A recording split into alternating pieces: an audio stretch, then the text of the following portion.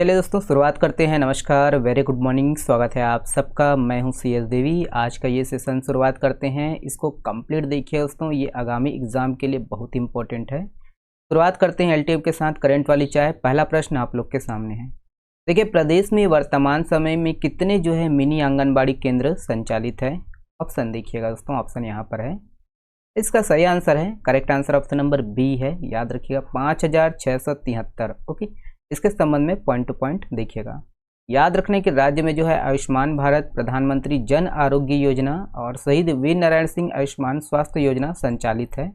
और इसके लिए इसके लिए जो है बजट में 1526 करोड़ रुपए का जो है प्रावधान किया गया है।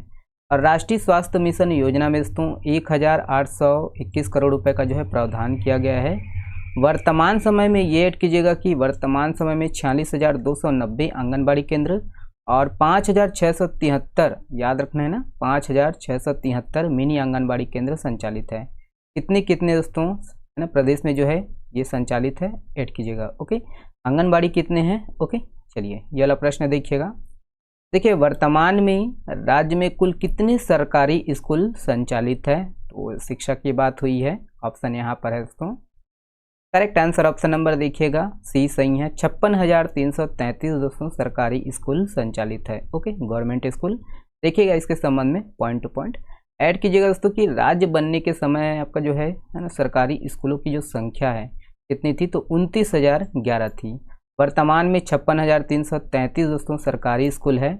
और वर्तमान समय में दोस्तों देखिए राज्य बनने के समय छत्तीसगढ़ में केवल कितने 3 विश्वविद्यालय थे और 56 कॉलेज थे। और प्रदेश में अभी वर्तमान समय में जो है सरकारी विश्वविद्यालय बढ़कर कितनी हो गई है, तो 9 हो चुके हैं। ओके, ऐड कीजिएगा 9, है ना। और इसी के साथ दोस्तों 15 जो है निजी विश्वविद्यालय है वर्तमान समय में, 335 शासकीय कॉलेज है और 12 जो है अनुदान प्राप्त शासकीय कॉलेज है। बाकी इसी में ऐड कीजिएगा कि 256 अनुदान, है ना, अनुदान अप्राप्त अशासकीय महाविद्यालय है। ओके, तो ये शिक्षा के क्षेत्र में ध्यान रखना है ना। चलिए ये वाला प्रश्न देखिएगा। देखिए, राज्य में कितने मध्यम स्तर का जो है सिंचाई परियोजना निर्मित है। पिछले बार दोस्तों प्री में पूछा गया एग्जाम है, ये पूछा गया सवाल है इससे। ओके, तो एक प्रश्न आया हुआ था, तो इसके ऐड कीजिएगा। इसका सही आंसर है, करेक्ट आंसर ऑप्शन नंबर कौन सा है, बी सही है। 29 दोस्तों मध्यम स्तर का जो है सिंचाई परियोजना निर्मित है। ओके, देखिएगा पॉइंट टू पॉइंट। याद रखना है कि राज्य में दोस्तों 3 जो है वृहद परियोजना है ना, वृहद जो है सिंचाई परियोजना, 29 मध्यम सिंचाई परियोजना और 1945 लघु सिंचाई परियोजना निर्मित है। और इससे तो कुल जो है 13.28 लाख हेक्टेयर में जो है सिंचाई होती है। बाकी राज्य निर्माण के पश्चात दोस्तों कुल जो है 8.24 लाख हेक्टेयर क्षेत्र में जो है ये आपका अतिरिक्त सिंचाई क्षमता की जो है वृद्धि हुई है। ओके, ये वाला फर्स्ट वाला पॉइंट है, इसको ध्यान रखना है विशेष तौर पर। ओके, चलिए ये है अगला प्रश्न। देखिए, निम्नलिखित में से किस मठ में महात्मा गांधी जी का आगमन हुआ था, तो ऑप्शन यहाँ पर है दोस्तों, देखेंगे। इसका सही आंसर है, करेक्ट आंसर ऑप्शन नंबर ई है। याद रखिएगा जैतू साव मठ। ओके, जैतू साव मठ। ओके, ये कहाँ पर है, तो रायपुर जिला में है। देखिएगा, याद रखिएगा कि यही कि जैतू साव मठ ये आपका रायपुर जिला में स्थित है। और आज़ादी से पहले आपको याद रखना है दोस्तों कि आज़ादी से पहले जो है महात्मा गांधी जी जो है 2 बार छत्तीसगढ़ आए थे, रायपुर आए थे। और 1933 में दोस्तों जैतू साव मठ में महात्मा गांधी जी ने जो है सभा ली थी। और इस सभा में दोस्तों राज्य के जो है स्वतंत्रता संग्राम सेनानी महादेव प्रसाद पांडे भी थे, ये उस समय बच्चा था, ऐड कीजिएगा। और मठ में हुई दोस्तों सभा में जो है महात्मा गांधी ने लोगों को जो है छुआछूत मिटाने के लिए प्रेरित किया था। बाकी दोस्तों ये याद रखना है कि ये जो है राजधानी रायपुर के जो है प्राचीन मंदिरों में से एक है। और इस मठ में दोस्तों भगवान कृष्ण, श्री राम जी समेत अन्य देवी देवताओं के जो है यहाँ पर मंदिर है। ओके, तो ये ऐड कीजिएगा जैतू साव मठ। ओके, कहाँ पर है, किस जिले में है, रायपुर में है। ओके, है ना, कौन से महापुरुष आए थे, ये भी ऐड कीजिएगा। ओके, चलिए ये वाला प्रश्न देखिएगा। देखिए, श्याम घुनघुट्टा जलाशय यह किस जिले में स्थित है। ऑप्शन यहाँ पर है दोस्तों, ध्यान दिएगा ऑप्शन को। Correct answer option number C है, ये आपका सरगुजा में है। ओके, तो देखते हैं इसके संबंध में पॉइंट टू पॉइंट। ये दोस्तों कि सरगुजा जिला में है ये आपका श्याम घुनघुट्टा जलाशय। ये आपका देखिए सोहजा करजी के समीप है ये श्याम घुनघुट्टा जलाशय। और यहाँ पर घुनघुट्टा बांध बना हुआ है। बाकी इसके पास दोस्तों खर्रा नदी भी स्थित है और 80 के दशक में यहाँ पर ये डैम बना हुआ है। ठीक है, घुनघुट्टा बांध। याद रखिएगा ना, खर्रा नदी यहीं पर है। ओके, और चर्चा में क्यों है, क्योंकि यहीं पर दोस्तों हाल ही में जो है छठ पर्व मनाया गया। ओके ना, चलिए नेक्स्ट प्रश्न ये दोस्तों, देखिए किस जिले के चित्रकूट जलप्रपात में एडवेंचर स्पोर्ट्स का जो है आयोजन किया जाता रहा है। तो ऑप्शन यहाँ पर है दोस्तों, देखेंगे ऑप्शन को।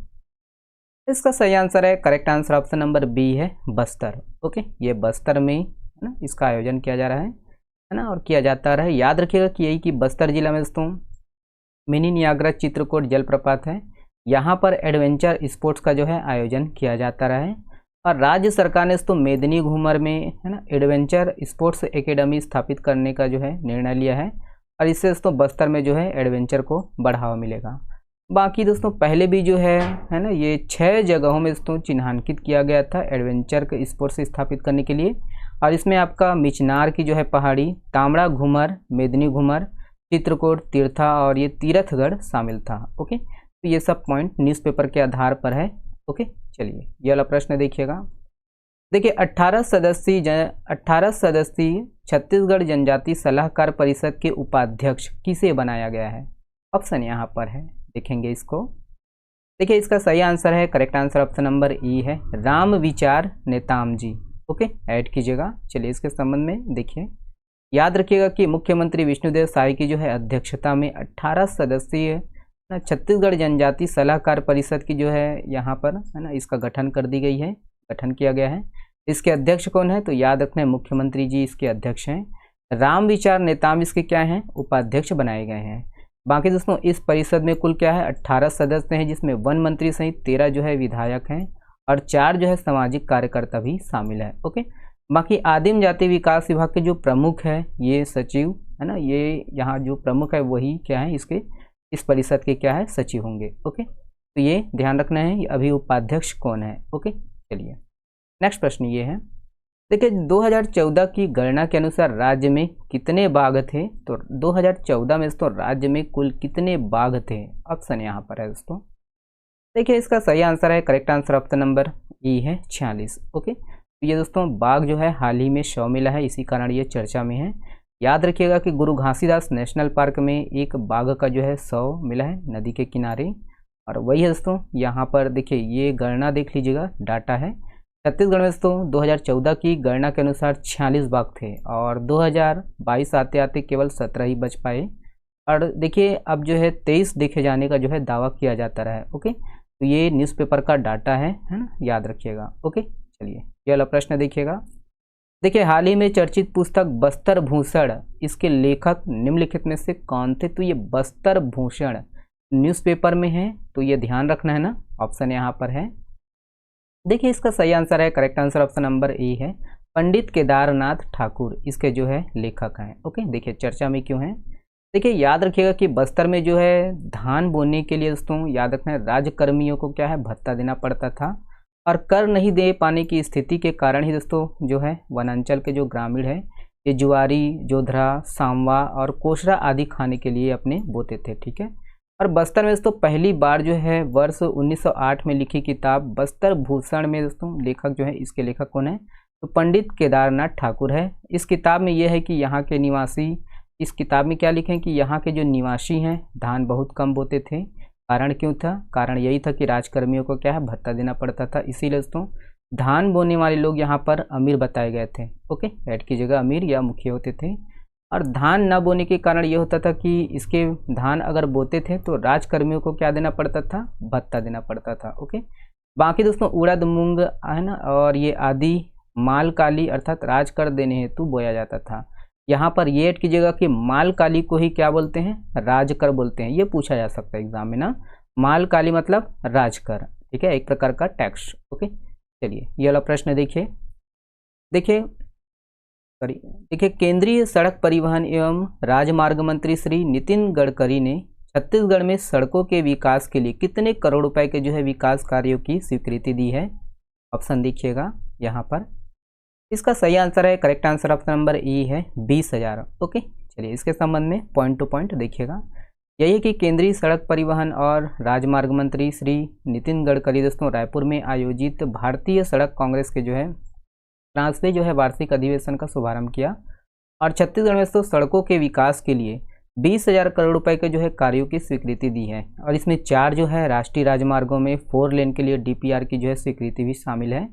याद रखिएगा कि यहाँ पर देखिए धमतरी से आपका जगदलपुर, और रायपुर से बलौदाबाजार सारंगगढ़, कटघोरा से आपका अंबिकापुर, और बिलासपुर से अकलतरा रायगढ़, यहाँ से दोस्तों होते हुए उड़ीसा बॉर्डर तक राष्ट्रीय राजमार्गों को 4 लेन करने की जो है राशि स्वीकृत करने की घोषणा किया है।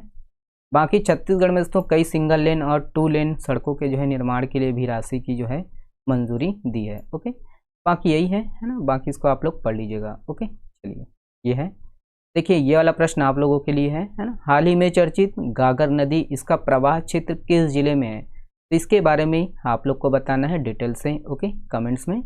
और बहुत बहुत धन्यवाद, शुक्रिया, है ना। चलिए, अरे यार ये तो आंसर ही निकल गया। चलिए कोई बात नहीं है, इसका तो आंसर ही निकल गया, इसको डिलीट नहीं कर पाया था मैं, है ना।